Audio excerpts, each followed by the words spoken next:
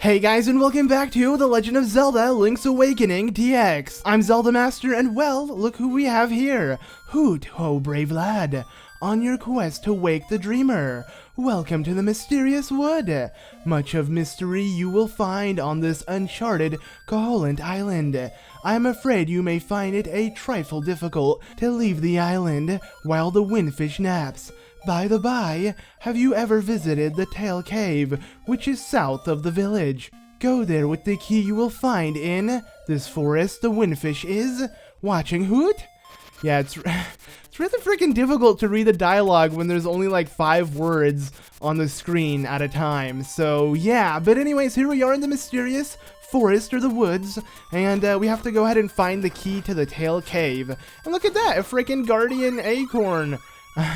These acorns are really freaking weird because it's just an acorn that gives you extra defense. I never understood it, but I liked it because I get to play this awesome music, or just the game plays this awesome music, which to me is so worth it. But yeah, anyways, in these woods, we might get a little lost because, I mean, the game is kind of limited with graphics and everything, so things don't really stand out, but essentially what you want to do is you just want to make your way to a cave, I believe. Doesn't really have a name, it just says beware of the floors with cracks. A heavy person should not stand on them. Alright, well Link isn't that heavy, is he? So I think we'll be fine. Yep, we can walk on the cracks easily. But in this cave, we shall get a couple things. And no! A freaking, I believe a forest gem or a power gem fell in that pit. And if I picked it up, I would have got a cool attack buff, kind of like the Guardian Acorn, and I would have done additional damage with each swipe. Actually knocks your enemy back too. It's pretty cool. Hopefully you'll find another enemy that drops it. Either way, I'm going to go ahead and move these blocks. And for those who have played Zelda games, you might notice something that you can only push blocks once. You can't even push it back, so if you screw things up, you have to exit and re-enter the area for things to reset. Anywho, look at this mushroom here. So you picked up the Toadstool. I like how it's called the Toadstool. You can hold it over your head. A mellow aroma flows into your nostrils. Alright, that's interesting. Well, now that we have this Toadstool, which it feels weird to say because all I think of is like Princess Toadstool or a toad or something. But yeah, with this Toadstool, we're going to go ahead and do something with it because we got to use it for something really important. What, really? For some reason, I stood on that for too long. I believe if you step on it twice, maybe? Let's see. No, I guess you just can't stand on it for too long. But, oh, okay. Well, now I gotta be really careful because I'm most likely gonna die if I get hit again. Yeah, early on within this game, it's kind of crucial when getting hit by enemies. You don't want to get hit by enemies whatsoever because you barely have any HP as it is, so be really careful. Plus, they do like half a heart to a heart damage, so my advice is just to try to avoid it early on and don't play recklessly, but that should be a given either way. Anywho, now let's go ahead and head north from where this cave was, and then I could actually heal up if I wanted to, but I'm not. We'll just, you know, keep the HP we currently have, and if I do get whittled down more, then I'll look into it, but as I say that, I pick up a piece of heart, so we're fine. Alright, so let's go ahead and leave the mysterious woods, and here's a piece of heart that we sadly cannot pick up, and also a chew jelly, but I believe they are known as something else within this game. They have a different name, and I'm not really gonna, you know, look into it, because I don't really care too much. You should avoid them, because they will paralyze you if you hit it. Actually, I'll show you what happens, but here is a witch. I believe her name is Syrup, so double double, toil and trouble. A toadstool mix makes powder for tricks. Alright, she rhymes. She reminds me a lot of Gruntilda. But hey, Missy, go ahead and check this out. So, it has a sleepy toadstool. It does. We'll fix it up something in a jiffy. We will. I feel like I butchered her dialogue completely. I don't know why, but it's so freaking hard to read the dialogue when we literally get up to 6 letters on the screen, and I want to, like, read it faster or something. I have no idea. Either way, we got the magic powder, so thank you, witch, and I'm gonna go ahead and leave. Because, you know what? I'm a snitch, and I'm going to tell everybody that you took my mushroom and made something with it, which is actually this magic powder, and it's pretty cool. Let's go ahead and try it on this guy. Look what it does. His eyes, like, boggle out, and even if we hit him, we still get hurt. I don't even think those are his eyes. Maybe his head, like, peeled open like a banana. Huh. I have no idea, but that Zora here, you can easily deflect its attacks by hitting it. But every time I do hit this guy, I get hurt. And I did die, which, I mean, I guess I killed myself. I don't know why I did that, but that's essentially what happens when you kill yourself. You start out from the most recent area you went in. And look at that. What? I don't understand. I hit it twice, but it didn't do more than 1 heart. Oh, you know what? Because I was still in my invincibility frames. That makes sense, I guess. But yeah, alright. Well, either way, I kind of wanted to get hurt a lot for a reason, and you guys are going to see what it is. And that is so I can just heal up. I want to have low HP, so when I make my way to the ferry that's located over here, you know, there's a reason for that. So let's heal your wounds and get rid of all that stress. Close your eyes and relax. Okay.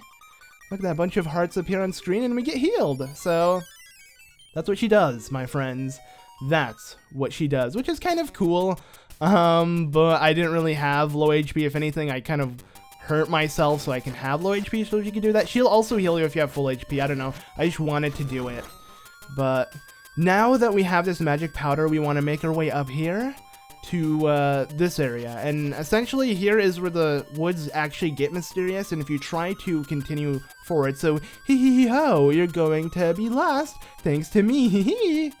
Alright, so this raccoon is kind of trolling us, and if you do try, yeah, you do get lost. You're just going to be running around in an endless loop and make your way back to the ferry. So, essentially what we want to do is, with the magic powder we got, we're going to spray it on that raccoon that seems to be trolling us, and that will change everything up. But before I do that, I want to go ahead and speak to him. Let's see what he has to say. As a raccoon, my nose is very sensitive to stuff like dust and powder. Right? He just kind of makes it obvious of what we need to do. But this guy is actually a friend of ours. And I find it funny how he's a raccoon, because if you look at his true form, which when you pour freaking dust on him, or the powder, he literally flips out.